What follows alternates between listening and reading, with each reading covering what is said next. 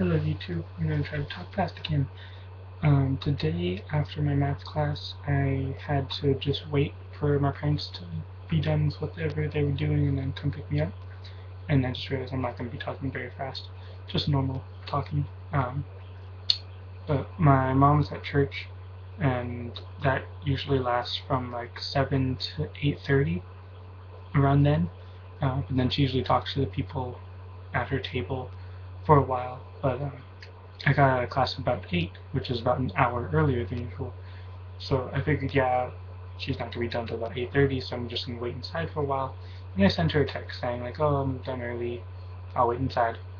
So then about 8:45, because the church is about 15 minutes away, I went over and stood where I normally stand outside and just waited. And about 9:08, she replied saying, like, oh, well, I just got your text, I'll come head over. I was thinking, okay, that was like 30 minutes after the thing. Was she really talking about them? And I'm getting a text, of course. What's this name? Right, and it was interesting waiting for that hour, because for, I guess, not most of it, but for a good portion of it, I was just standing there, waiting. For most of it, I was playing my DS, or 3DS, playing Pokemon.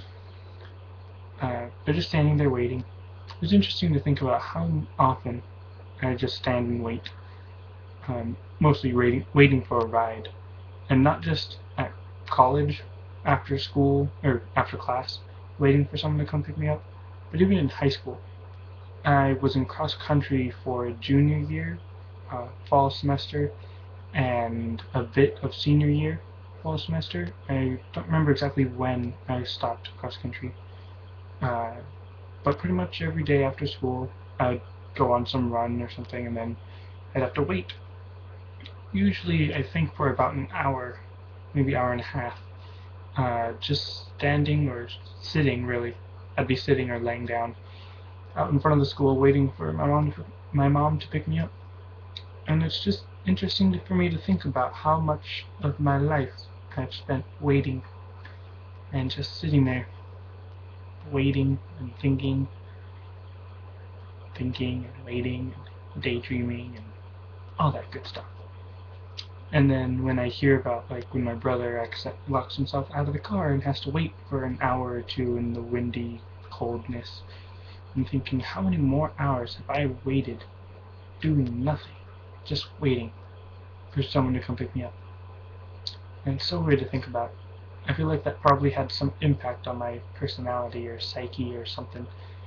But I'll never know, because I don't interpret that kind of stuff, and I would have no idea how to really tell what my personality is, or how my life has affected it in that way. So I just thought that was interesting. I don't mean it as like oh, so sad, or it's so sad that I have to wait for an hour or two out in the cold. That's fine. I'm fine with that. I'm not trying to make it sound like I'm some terrible tragedy or anything. It's just something that's part of my life. So I'm sharing it with you in this vlog and whatnot. I always thought it was interesting how I'm sure everyone has some of those friends that always like talk to them and share stuff about their life, and you're like, I don't really care about your life right now. And you're just kind of listening. And a vlog is kind of the opposite of that, because yeah, technically if you don't care about my life and I'm just sitting here talking to you, telling you about my life, then that's kind of the same situation, except you kind of have the ability to just stop watching.